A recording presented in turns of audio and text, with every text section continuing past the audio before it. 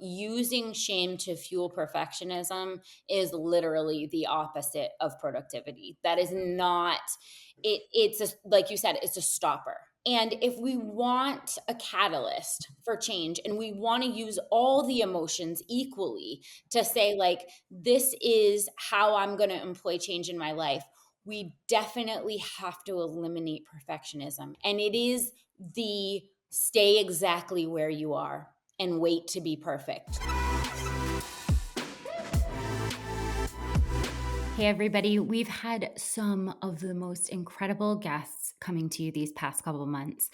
The amount of expertise and knowledge on these cutting edge topics is something we really hope that you enjoy. And if you do, it would make a huge difference to us if you could rate, review, and subscribe the podcast. It helps us to get more guests, better experts, and talk about all of the things that are really important to you. So give us a love, give us a lot of love, and don't forget to subscribe so you get all our new episodes. Hi, guys, and welcome back to the Thick Thighs Save Lives podcast. I am Rachel. And I'm Kelsey. Oh, it's like it's such a vibe, that lilac. Isn't it? I mean, I swap it. Okay.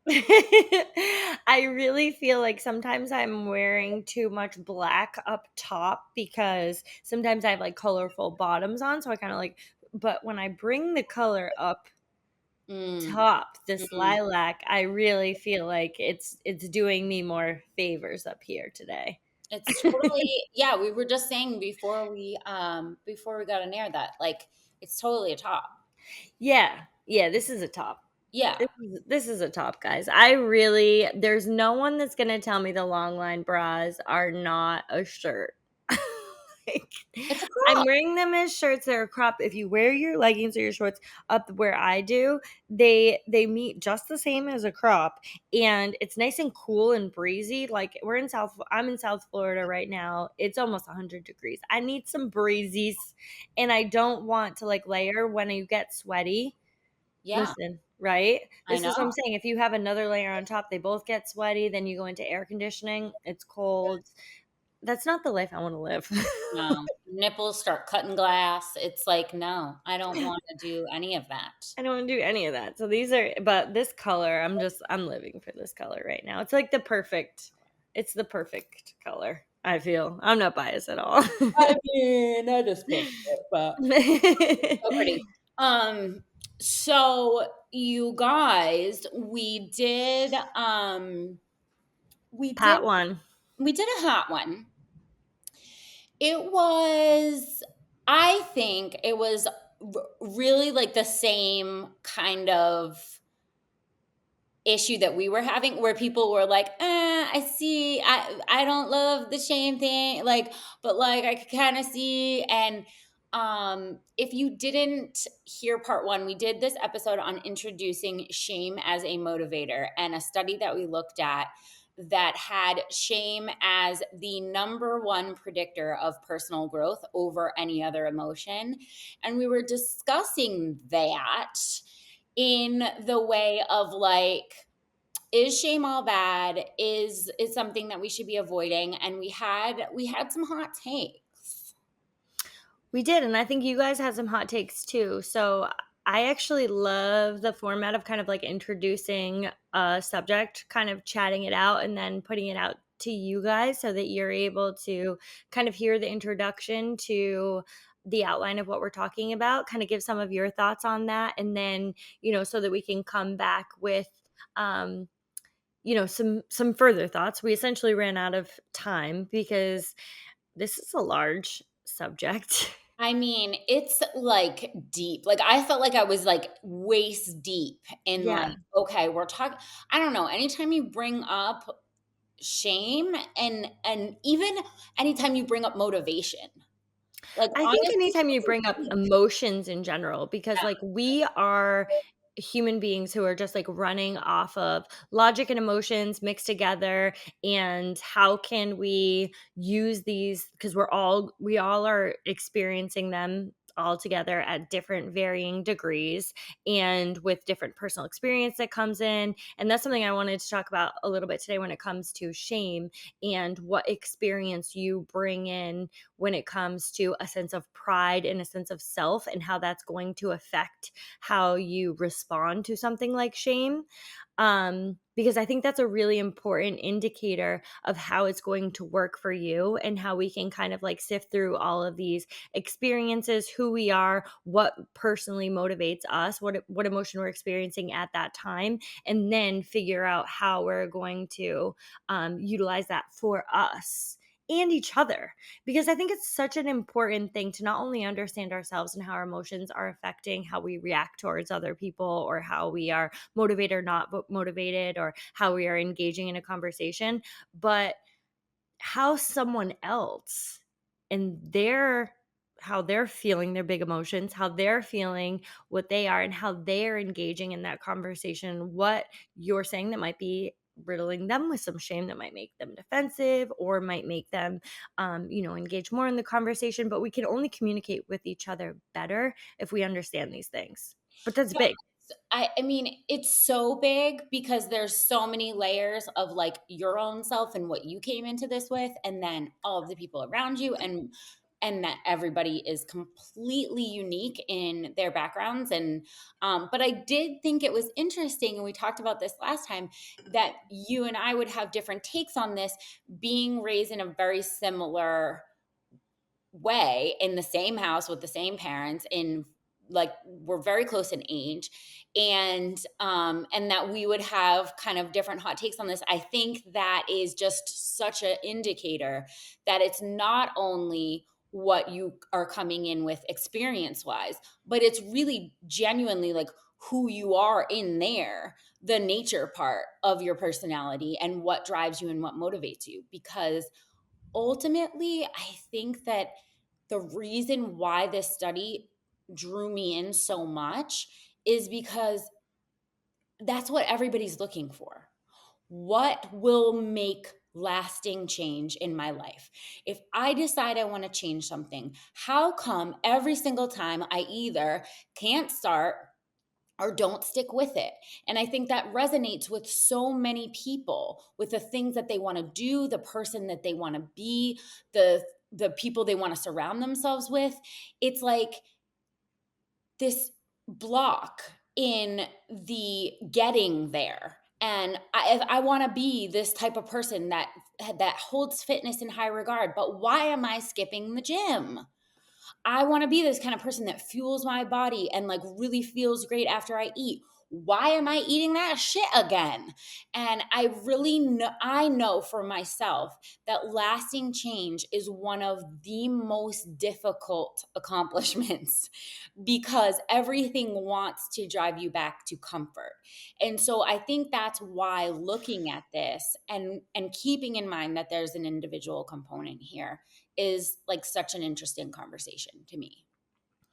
I think that individual component is such a heavy weight too, because I think a lot of us want to equate, just like you and I, right? Like we're sisters, we grew up in the same household, essentially raised by the same parents, but we weren't at the same time, because like they are also just humans, and at one point it was just them raising a child together, and then there was just you for a little while. They did that how they did it. Then there was another one being a second child. There's a whole nother list of variables. So I think like we have this idea that when we set out for some comparisons, we try to say like, well, I know I do this with momming, right?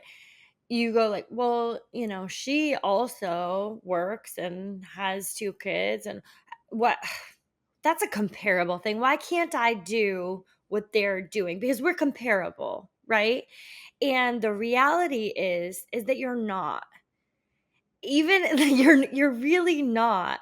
And we come in with so many other variables that like we don't even like understand, even if we could get into like the most control, like a similarly like most controlled setting where we say like, oh, these things are pretty much the same, they're still not. So I think we just like have to allow ourselves to have that leeway of like, but I am who I am, and this is what I can do, and this is what my baseline is, in a really realistic way. And I think that's why so many of our podcasts talk about like an honest look at you, an honest look at you and your behaviors and what your expectations are and where you want to set the bar, and that it can never be external. And I think that rides off of our last podcast, is that when shame is external rather than internal, there's a major difference there, because you're reacting to something externally that you may or may not have bought into. So, and I just want to like throw this out as an example. Like, I am unmarried, I have a baby. There could be a societal level of shame with that, being like, oh, you and what is it called? Out of wedlock. There's a whole term for it. I almost forgot. I'm glad I caught it right away. But do I feel any, that's a society, that's external. Do I feel any semblance of shame when it comes to my family and what my family looks like? No, I don't.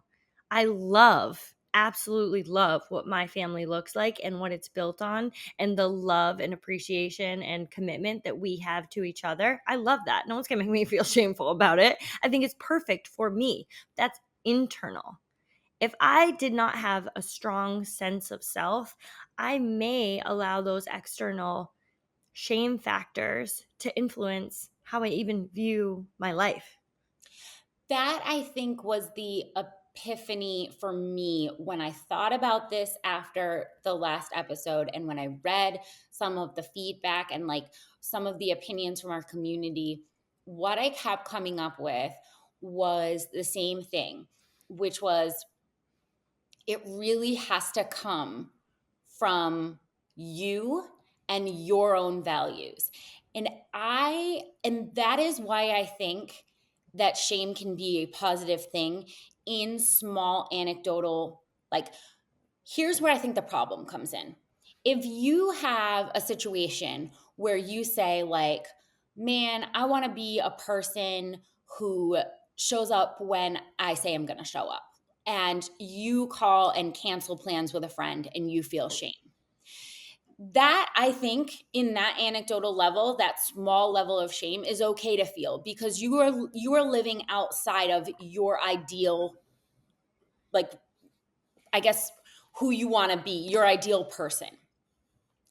I think where the problem comes in is if we continuously ignore that and say, I shouldn't feel shameful about that. It was a really hard day, and I really deserve to sit on the couch right now, and she won't mind, and whatever, all the other things we tell ourselves. And we are continuously doing things like that in our life with our commitments to other people, the things we eat, the amount of Commitments to ourselves. the commitments to our health and our wellness, the commitments to our children. If we are constantly feeling those small things of shame, ignoring them and saying like, no, no, no, no, I shouldn't feel shameful about that. Like, that's not a good thing to feel. Then what might happen is you turn around one day and you are completely living outside of what your morality as a person is. And then you get one big wave of shame of like, look who I became. Yes. And that, I think, is the one that we're all saying, like, that's the not okay shame. That living your whole entire life and who you are in your being and saying, like, this is shameful, everything about me is shameful. That is, I think, a result of not paying attention to all those little motivator shames that came in and told you, nah, you got to show up. You got to show up. You said you were going to show up. And it's not going to be every time, right? But what I'm saying is that if you constantly ignore those and make excuses for why you shouldn't feel that shame at that time, then you're gonna end up looking around at your life and being completely outside of who you wanted to be. And that's a real dangerous. I think that's a great point of where the kind of like micro instances show up and you make decisions based on those, and that is the overall impact of your life, because essentially our entire lives are made up of small decisions that we make on a daily basis. um I wanted to share this like kind of funny story that made me think of that, because I think that there are some people in our lives that kind of help hold us accountable, and that we would feel kind of shameful telling them something. And I don't want that to be construed as maybe like external shame, because I think there is some play there with who we choose, or who is kind of like holding the standard for pride, or that knows like we trust them in a way that we expect them to tell us the truth, and we know that we will feel shame if we share this thing with us, that ultimately we're just kind of ashamed of ourselves because we value that person's opinion so much. So I don't want that to be confused with kind of like this external, because I do think that those people are important in our lives, and I think it's important that we continue to seek them out. And if you think to yourself, I know this has happened to me in one of my relationships, that have said like, if you were nervous to tell me the thing that you did, like, do you think you should have done it? And I just want to pose that as a question, because that's for you to think about, because I'm not here to pass judgment. So yesterday, my partner signed up for jujitsu that he's been wanting to do for a while. And he had sent me a message. Oh, is it still, do you think it's still okay on Wednesdays? Jujitsu is at 6 o'clock. That means he's going to miss bath time, which, it's like sad for him, but this was like a decided thing, and it was circled on his calendar, July 1st to start jujitsu. Listen to me. He came up with every reason in the book why he shouldn't start. I'm out of shape. I really don't have time for this, even though it was set for the summer for a reason. I really don't have time for this. I don't have space in my life for this. All of the reasons why I can't do it. Then he calls the place and says, like, but I don't have the robes. Like, do you guys have the robes there? They were like, what? What do you mean the robes? And he's like, why? I don't have a robe for jujitsu. And they were like, sir, like, no, you don't come with that. Like, we have those here. And he's like, oh, that was a dumb question. And he was like, when he came back to tell me this whole story, he was just going through all of the kind of like things that were going to be the stopper. But ultimately, when he was calling me, he said, but right, we don't break promises to ourselves, which is something that I say. Ultimately, what he was doing in his mind was, I don't care. At the end of the day, I don't care if he takes jujitsu or not. But like, it's not going to impact my life in any major way. But he knew that he had said it to me, and we don't break promises to ourselves. You said this was something that you wanted to do. I don't actually care, but this was something that you wanted to do. And if he came back and said, I didn't sign up because of X, Y, and Z, he knew I would be like, That's too bad. That's too bad. Ultimately, I'm only sitting there as a mirror to you of what you wanted to do. I don't care. But you said you wanted to do this thing, and that I was thinking like, that shame enough of like coming home and saying like, well, I just didn't sign up. Like, that was enough to make him call and ask about the stupid robes.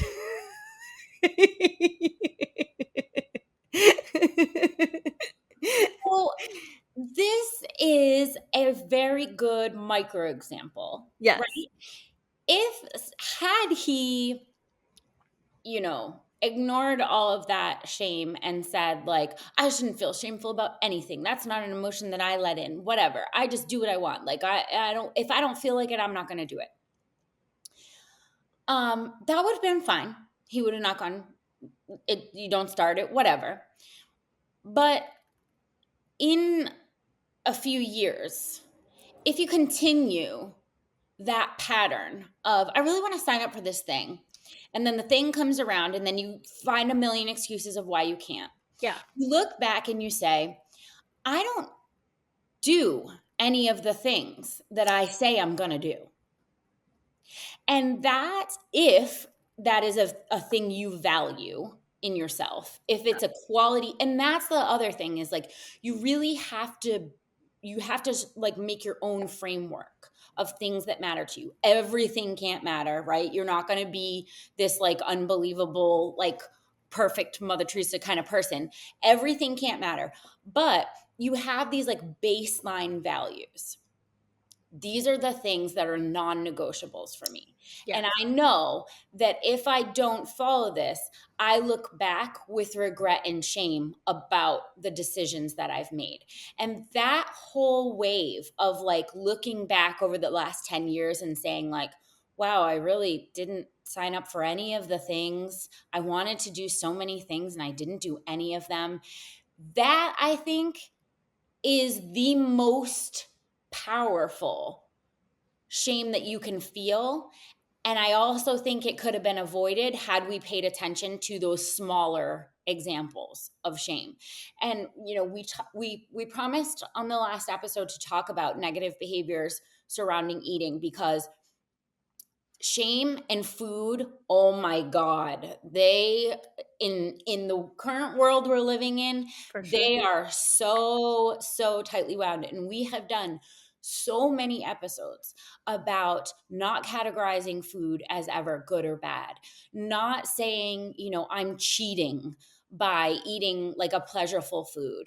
That food is pleasure, and that it should be, that every scientific study shows that food equals pleasure in your brain, and that we should stop ignoring that fact altogether. And that socially, food is an important part of being a human being. It's at celebrations, it's part of everything we do, it's intertwined. So we cannot ignore these things. However, I do think that if you say to yourself, I am not going to eat this particular food in excess every single week, because that doesn't align with my goals, that's not the kind of person that I want to be, that doesn't make me feel good after, and you engage with that food and ignore any of the shame signals that are coming and just say like, no, I don't feel shame. If I want to eat this whole thing, I'm going to eat this whole thing. Even though you said that's not what you wanted to do, I think we have a problem. Rawr. I told you don't do that. When it's T-Flex, you have to roar. My God, you guys, it's kind of a big deal. T-Flex is by far one of our most popular patterns. We have 1,500 reviews on our T-Flex leggings, and we've sold a lot of them. So we decided, you know what? That's just on one pattern. I just like to reel that in. That's not on all the leggings in general. That's on one pattern. That's how much our ladies, our community, have loved T-Flex. So we were like, you know what? Their favorite color is purple. Let's make them in purple. Oh my God, mic drop. If you love our T-Flex, get them in purple. If you don't have them yet, what are you doing? Rawr. T-Flex are coming in purple. I think that when it comes to some of the absolutes, I think that is where we have like a crossroads between the like healthy eating and shame, and like what makes up a healthy diet, what makes me up holistically. And I think that this is really where the underlying problem to that is because like if I consider myself to value a healthy lifestyle and fueling my body appropriately, every time that I have a cookie, I should not feel shame. That doesn't mean that I've moved away from that I don't live a healthy lifestyle. And that's what the problem with these absolutes is that the contingencies based on like, I am allowed to say if I live a healthy lifestyle that I never have cookies. No. And that I kind of like use this example with any absolutes. because when it comes to like momming, I think you can use this in literally every way, and that's why I think pride plays such a strong role in this, because when we kind of have a strong sense of self, shame lets us know where we're deviating from that sense of self, right? It's kind of an indicator of this. I have enough pride and this is the bar that I have set. And if I'm feeling shame, it's a bell going off of like, I'm not holding the standard to what I've set for myself in my life, because I have enough pride in what my values are, and here's what they are. So that's it. We can use it as an indicator along the way, and I think that's where it has value. But that's where if you are rooted in a strong sense of self without all of these absolutes.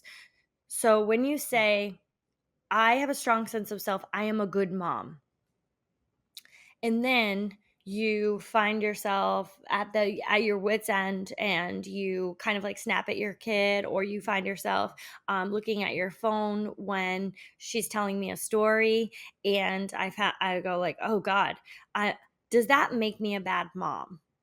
No, it doesn't. That doesn't mean that all of a sudden I'm a bad mom and I should feel this like strong sense of shame that rides over. I think that can be an indicator that I'm not holding the standard that I would like to, and that I can make an adjustment and hold myself accountable. And I think that this is a big thing for us, because we've gone in such a way that is like, you are all or nothing. And that is where this becomes like your whole identity becomes like, are you a good mom? You never yell at your kids. Or do you hold a healthy lifestyle? You never eat cookies? Like, no, that's not what it means. So I think that when we kind of like have those things that tell us, that give us like, you're not holding the standard, in my opinion, are ways to kind of differentiate ourselves from that. Is I use this from a study that I heard about children, where we're kind of like praising, rewarding effort instead of like intelligence, for example. So they tell a kid, you are so smart, like you are a really intelligent person. A lot of what we've seen is the next time a child like that, who is told that they're really smart, fails a test, they feel an immense amount of shame that is almost debilitating for them and is not productive for them moving forward. But that is shame right there, right? Because their sense of identity is wrapped up in their intelligence. Instead of intelligence, can we use, you are a really hard worker when it comes to academics, maybe. And the study that I looked at, when you were rewarding effort, the next time they've tested these kids, they tested better in the next one because they were rewarded for their effort. And I think we can do the same thing with ourselves. So when we're saying, I really try to be a good mom, I really try. And at the end of the day, if I snapped at my kid, if I looked at my phone too long, if I, did some of the things that maybe were indicators that like that I wasn't holding that standard, but I was really, I did my best effort for that day. I'd like to do better, but for that day, the 15th, can I watch Bluey? Set me over the edge. And there'll be another day where that won't set you over the edge. And there'll be another day where it'll be the 12th time that it asks that will set you over the edge. But knowing in your deepest core of knowing that it is important to you to have less screen time in your home, and that is a standard that you've set, and that is a standard that you're going to try to reach every single day with your best effort of that day. That's the difference maker, man. It's like you said, it's not in these absolutes. It's not, we never have screen time, or there's never have cookies, or we never have ice cream, or like, like those things are what really leads to this like goalpost that keeps on moving, and this inevitable like overall shame that says, well, my mind might as well just give up. I don't live a healthy lifestyle. same exact thing with you're so smart. Yes. If one time you don't exhibit a behavior that follows along those guidelines, then all of a sudden, who are you? because you're not so smart anymore. But if you're a hard worker, that doesn't change despite what the outcome ends up being, because you can always fall back on the fact that you are a hard worker, and that's going to look different every day. And I definitely think that first, when it comes to food, at least, you have to have a baseline Yeah. of a healed relationship with food before you start putting in any rules that say, like, hey, when I sit down on a Friday night, I'm not going to eat the whole tub of ice cream. That doesn't make me feel good. I'm going to stop doing that. First, you need to understand that the ice cream is not the enemy. The ice cream is not making you a bad person. That's the first thing. And then you can sort of graduate, I think, to saying, like, no, this behavior is bringing in some feelings of, like, this is not the ideal life that I want to live. So, like, no, that I need to go ahead and pay attention to those feelings because they are valid. And but I just don't think you can do it with a backdrop. And that's what binge eating is all about. It's all about a backdrop of complete and utter disarray with your relationship with food, and then having these episodes where people are almost like out of body experience because they are not within their rational mind. And so precursor to any of this definitely has to be a healed relationship with food. Well, here's the thing I want to say when it comes to fitness too, that is really just along the same lines as your healed relationship with food and your healed relationship with your body. And when we put in absolutes and what type of goals that we set for ourselves, I feel very strongly that when we set aesthetic goals for ourselves in fitness, it's doing the same thing as saying, like, you're so smart. Whether you are meeting that aesthetic goals or not meeting those aesthetic goals, and it just changes over time. And I really feel very qualified to have this discussion about how to make that type of lifestyle change stick, because I've been able to make fitness stick in my life for well over 10 years as a daily part. I've gone through a pregnancy, I've gone through postpartum, and it hasn't changed because my standard for if I am achieving this like healthy lifestyle has not been contingent upon even my athletic performance, because that's changed in all of these different seasons. I'm not less than because I am not as fit as I was at one point. And throughout the changes in my body, it hasn't changed and it hasn't left, because it's not based on the aesthetic that is built, and it's not based on like I am worthy, if I am good or if I am not good at this thing. It's my effort there. I keep showing up because this makes me feel good, this makes me feel grounded, and none of that is going to change because that is within me. It's not this goalpost that keeps moving. And when we have these like aesthetic goals, and you see it over and over and over for people who like really yo-yo in their in with their movement, and the type of, it goes along in hand with their diet, but their fitness, they go into a fitness routine, they go really hard, they drop out for a long time, then it makes it really hard to restart again, because it's based on this, like, have I achieved this type of weight loss that I have? I am a person on a weight loss journey. It becomes your whole identity, not just something that is part of your life and is part of your lifestyle and is part of you, a ever-changing person, and it works its way in different seasons, but it does not define who you are in your whole personality.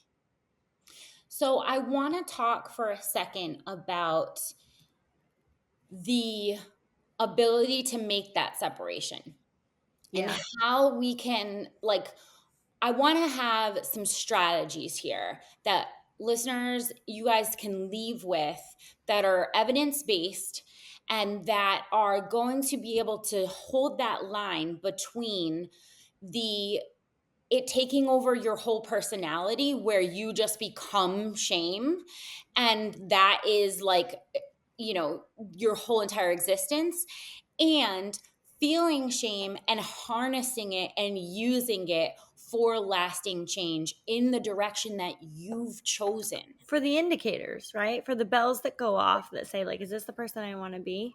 Not allowing that to become an identity, but actually using it for what it's kind of, I think, supposed to be used for, which is this motivator for lasting change. So I want to go through a couple of strategies. The first being, and this is so important across the board, you should do this with every single emotion. You should teach your children to do this with every single emotion.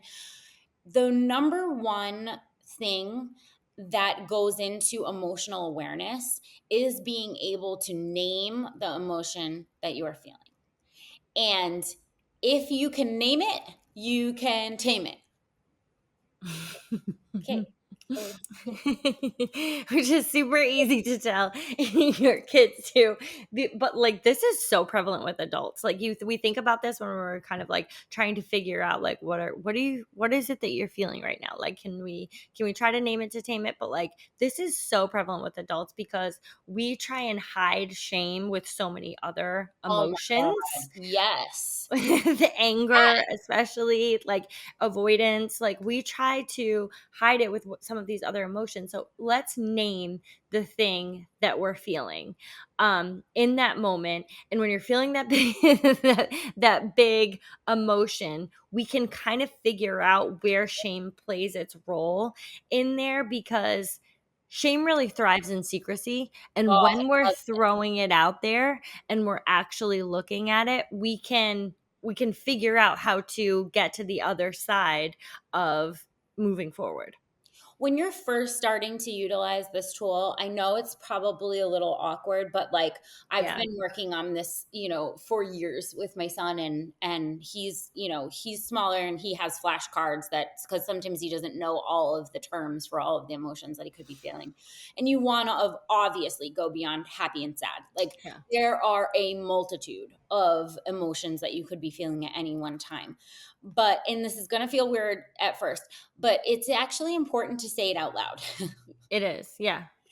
Because you want to not only identify it, but you want to hear it reverberated back to you in an audio like kind of form. Because when it's the same reason I talk the things through in the shower. Like when you actually hear what it is, it doesn't allow your brain to like go off on these crazy tangents of future telling and like you name it and it can end there. Well, you'd be surprised at the words that follow because sometimes when you're trying to when somebody challenges you to name it in a discussion, right? Like, what is it that you are feeling right now? And you kind of sit with it, not just with your knee jerk reaction, like, I'm angry because you did this, blah, blah, blah, blah, blah, blah, blah. You really sit with it for a second and figure out what you are feeling and you say it out loud. And sometimes you say, I'm feeling shame because I think I'm not good enough. And like when you say that out loud, or you say like, I think like deep down, like I feel like I'm not worthy of it. Like whatever it is, you'd be very surprised at the words that follow when you're identifying something. Sometimes I don't even know what the because I say because, and I don't know I'm just as surprised as everybody else. Like what comes out next Mhm. because you really allow yourself to say the truth. And that's so freeing, not only to say it out loud, but to hear yourself say it and to kind of sit with it for a second. Because, like, I would never I would sit with a friend, and if they said, like, I'm feeling shameful because I feel like I'm not worthy of something like love, I'm not worthy of living a healthy lifestyle, I'm not worthy of feeling good in my body. Like, things like that you can really get that to come out and show compassion not only with yourself but really like recognize it in the next time when that behavior comes up, you know why, and that gives you space. So you already know we make the best workout gear, but one of our best products, our highest rated product on our website is actually our collagen. If you have not heard about Glow Up by CVG, you are missing out. There is almost 700 five-star reviews on this product because it is such an amazing supplement. Actually, looking at it today, there are only 2 1-stars that were meant to be 5 stars. They love the product, they hit the wrong amount of stars. This is one of our most popular products for a reason. It dissolves like no other collagen. It's type 1 and 3. You're going to have healthier skin, better joint mobility. Everything about this collagen makes it easy to put into your daily routine. So if you haven't tried Glow Up, get on cvg.com and make sure to add it to cart today. It's our best product. And that is what leads us into the next tip, which is that shame held in and just absorbed by a single self is just such a cancer of you emotionally. You need to be able to share some of the bigger emotions with other people to allow them to take some of the load off of you. Honestly, it's just a trick to make sure that your brain is not taking some single emotion and turning it into a be all end all, right? I looked at my phone today, so I'm a bad mom. I ate a whole carton of ice cream, so I just might as well give up on my fitness goals. Like, these are the places that your brain will go without assistance sometimes. And that is why it's really important to share shame. So if you are feeling, just the jujitsu example is just so perfect because, first of all, sharing your goals is a great idea because for accountability. And then also, when you share the feeling of like, oh man, it's the date I said I was going to do the thing and I'm not wanting to do it, and that's making me feel like pretty bad. Like, listen, if you're coming to talk to me, I'm going to go right to problem solving. I'm sorry. But what the person should do is they should let you sit with that emotion. They should repeat it back to you. I hear you're feeling a little bit ashamed about the fact that you said you were going to sign up for this and now you don't want to. I hear you. That's hard. What do we do from here? And helping you talk it out, because there's going to be times where maybe you end up deciding you're not going to do the thing. And that isn't the be all end all either. But if you've talked it out with someone you trust, you've identified that you're feeling off kilter with what you've set as your ideals, and your person and you kind of talk about it and you say, like, you really said you were going to do this and it's making you feel pretty bad to the thought of not doing it. What if you sign up for 3? And then no commitment. You decide if you like it. If you want to go back, you go back. And those are the type of things that can happen when you share shame with others, is that you can come up with solutions that aren't so driven by, like, I'm going to go into this deep self-loathing state now. And you can come out with things that are more action-based. 100%. I have to tell you too. He tried to do the like, oh, I have to call back to see if I have childcare at 6:00 because I thought it was gonna be 7. The guy goes, no, you don't have to call back 6:00. It happens at 6:00. Show up or don't. Oh, but this is so normal and so okay. And I just think that like when we we called this one reach out because you really move away from, if you talk it out with your person, you move away from the shame. You get more towards the shame resilience when you are reaching out and you're sharing, and then you make a decision. Aside from, it was circled on the calendar, I'm going to tell you guys, I would have never known. It's not on the skylight. It's on a personal calendar. So I would have never known. You know what I mean? Like, that could have shrunken into something that was just like internally shameful. And then you just hold it to yourself. And a lot of you guys could hide the carton of ice cream and say like, no one's ever gonna know, but you do. So when you share it, when you reach out, we really just hold some more or build some more resilience to shame, and we don't allow it to thrive and become a beast in secrecy, we don't feed the beast. We don't feed, we've had this saying in our house, like, we don't feed the fears. Like, we don't feed the beast of shame when we reach out, and have connection with other people around something that we're feeling shameful about. Then we just alleviate that. And the next one is, to practice empathy. So practice empathy with yourself and others. I mean, this is just one of those ones that we should always be doing anyway. But I think it plays a really important role when we're talking about shame, because we are really harsh when we shame ourselves. I know that this is not just my internal critic. I know that this is really, with a lot of people, of things that you would never say to a friend, to a partner, to anyone else in your life. You say this to yourself. And I use this a lot because I know that I am a really empathetic person towards other people. And although I hold a strong accountability sense, when they come and say, I did this thing and blah, blah, blah, and I'm like, you can talk it out with me, like, let's just talk it out. I would never say, you're a piece of shit for eating that ice cream, you are such a lazy person for not going to the gym. I would never say that. But would you say that to yourself? And that's where I really think I want you guys to think about when you hear the language, when you've named it, right? And then you hear some language that you're internally saying about whatever behavior that you feel has indicated some shame. Are you using an empathetic voice with yourself?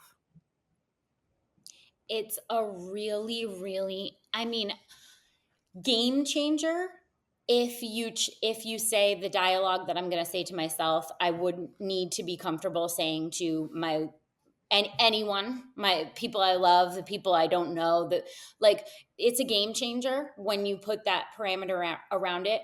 But if you can't, just remember that the empathy that is there is part of why you will change ultimately. If you continue on the road It's your of tool. these ultimatums, it is your tool. If you truly want to change and you truly want to harness shame in a way of positive self-growth, then you absolutely cannot forget the empathy that goes along with addressing everyone else and yourself. Because if you do not ultimately love yourself, feel your worth, and believe that you are the things that you say that you are, then all of this doesn't matter. And there is no motivation for self change. And so I really, really want to just push home on this empathy. It's not about saying, like, well, I ate the carton of ice cream for the fourth time this month and I'm just going to give myself a break because it's been a tough day. It's not about that. It's about looking at yourself and saying, I am truly worthy of more, and I know that I can do better. And feeling that empathy for yourself and saying, like, I continue this behavior, but I am worth more than this feeling, is, I think, the catalyst that has to come with the shame if you want it to go in the positive direction. The next one we have is that you need to definitely identify your personal shame triggers, because they are different for everyone. And if we're considering we're on a women's podcast here, we probably have some very similar ones. Body image, momming. These are acts of service. That's a personal, oh my God, like, don't indicate in any way that I have not performed enough acts of service, because that, like, hits me deep into my core. But you have to know what your personal shame triggers are, and then you have to also be, it's really hard in the moment, but you have to be cognizant that something that you might be on right now might be producing an unnatural amount of shame, simply because it is one of those triggers. And you got to kind of pull it back and say, like, whoa, whoa, whoa, I'm not a bad mom because I put on Bluey one time. Yeah. Oh my God, this is so important of knowing what your triggers are, because like they vary so much, and you can really shine a limelight on your triggers in a really like not useful way. Right, like that it's really not productive to you, that you're being extremely harsh on yourself, and that you just might even need to know, you might need to dig a little deeper to figure out what they are, because we all individually have unspoken rules that we equate to our worthiness, and this has been developed over time, over years. I know that one of the ones that has been challenging for me in this season that I just want to share with you guys, that I equate productivity to my worthiness. And that is a challenging thing when you give birth to a human, because what do you say is productive during that time? Is it getting like enough work done? Is it a clean house? Like, have I been productive enough today? And I've had to peel back the reality of that is, what the things that I once equated to my worth they don't make sense in this season. They don't make sense to me. But what does make sense? And I've had to kind of like rewrite some of those rules of what contributes to how I feel worthy, because that is real, whether we feel worthy or not. That's very real. And sometimes we have to change what that is. Your story isn't your story forever. I'm not just worthy if I make it to the gym or not. I'm not just worthy if I have a clean house or not. I'm not just worthy if I work a lot or not. That's not what my worth is tied to in this season. And something that we say here is the most important job is the one only you can do in the house. That is your most important job, the one that only you can do. And in this season, something feeding my son is only the one that I can do right now. That's a really important job. Pumping and feeding and getting up in the night. Sometimes that feels like, oh my God, am I getting anything done? Especially in the early days. Like, I was breastfeeding for hours and hours and hours. I was just sitting down in my language. I was just sitting there. I wasn't just sitting there. I was feeding a human and building a human. Like, but in my mind, I'm like, I can't even turn on the TV. I'm just sitting here. But like, that's not, I had to rewire that language, because that could fall into something that was tied to, I'm not worthy. I'm not contributing here because I'm just sitting here. But like, really, what is that? What does that look like? And what does that mean? And it's really you guys, we have to be flexible with our seasons, and we have to know what our worth is tied to in this when we enter in, because like, we can't adjust if we don't know what it is. It's so true. It's the backlog of everything here, because you can have this ideal person that you want to chase, and that you want to be, and that is okay. It's okay to have a set standard, but if you do not understand the fact that that is not going to be appropriate at every single level of your life, at every single season of your life, if you can't adjust on that, it's going to be a really hard Yeah. time. It's going to be a lot of Yeah. self-loathing. And that's where the shame does not have any productivity anymore. And it does not work you towards any of the positive, lasting change that we're talking about. And last but not least, you got to set some boundaries.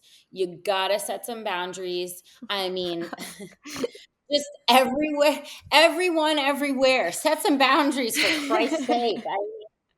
It's like, but no, but truly, tying into with, the seasons, this is your ability to say, I have these things that are the most important to me right now, and outside of those boundaries, I just am not going to allow for things to come in that don't fit that criteria. And that can be ever changing, and you can always be adjusting your boundaries, but for sure that is a precursor to making sure that you stay mentally healthy, and that you are able to employ any change ever, is that you are able to set personal boundaries. I I would say on every podcast to set boundaries. I just feel like it's so important for us. I feel like it's so important for women, and I think it's so important to name some of the boundaries that you are setting in every way. But I think one of the things that's so prevalent right now is saying no to perfectionism and comparison. Comparison is the thief of joy. We know that, but you have to set your boundaries there, because done is better than perfect. Getting to the gym is better than having a great workout. I getting a Every protein time. in your meal is better than just ordering pizza. You know what I mean? Like, we just or get having a green along with your pizza is better than not having it in there. We have to really sift back what we're going to do when it comes to perfectionism, because it's a non-starter. It stops you from getting the thing done. If I was saying, like, taking my son to the gym, I don't really get a great workout in. But I get there and I get some things done, and I still keep it a part of my routine. And it's very important to me that it happens.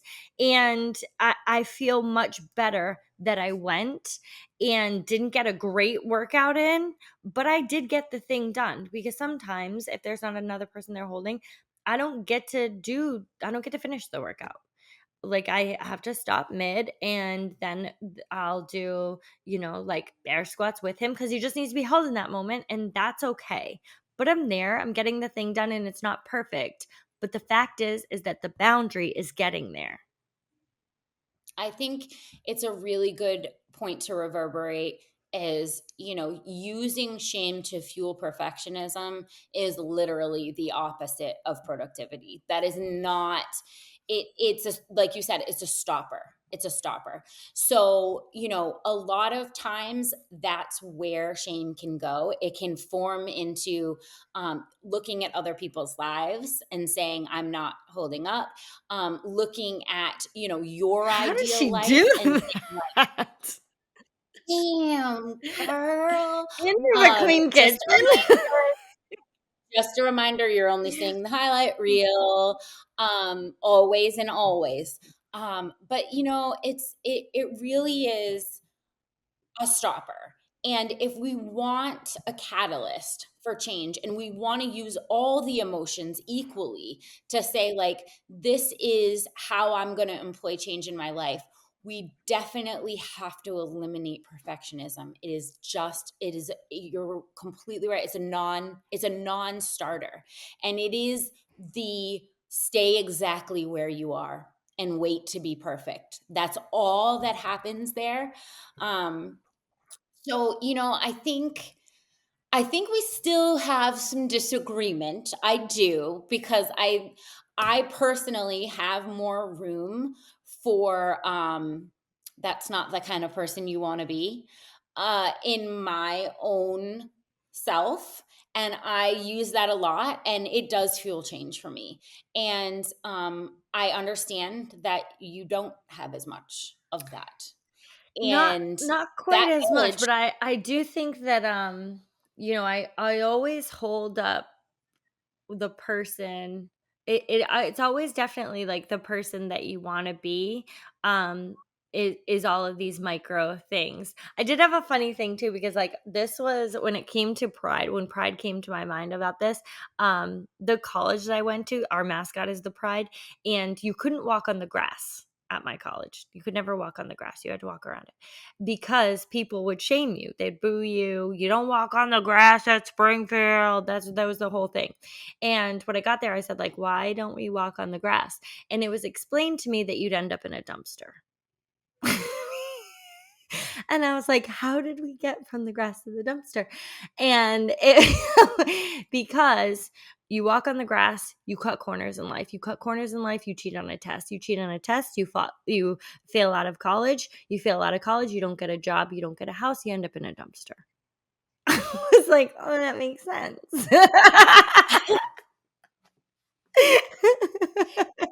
So we're not walking on the grass then, So definitely definitely, no right? walking on the grass, right? But how it was enforced was kind of through shame. Not kind of. It was definitely through shame because you would say like, No, not kind of yeah, at all. Not kind you of at would all. you would be But shamed if you would, because you were the type of person who cut corners in life. You dumpster. I'm sorry. I thrive on shit like that, and I know that not everybody does, and I know that everybody doesn't have the personality or the upbringing or whatever to be able to find value in For those sure, type yeah. of things. But and I know everybody hates this quote now because like it's like, but I'm still how you do anything is how you do everything.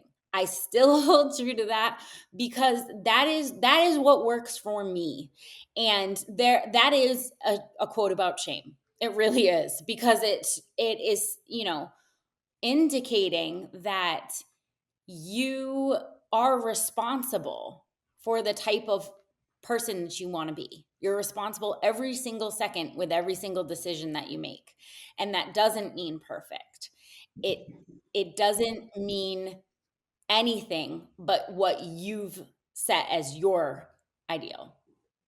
And I don't know, that for me that works. I know it doesn't work for everybody, but looking at this study, I do feel that it was great to have a conversation about maybe not shutting out that emotion completely and avoiding it all costs, because maybe it has a level of value for you, and you're going to have to figure out what that level is, whether it has, whether it's your number one motivator, like that's how I get shit done, or whether it falls very low on the list, but it's still there to remind you what kind of person you want to be.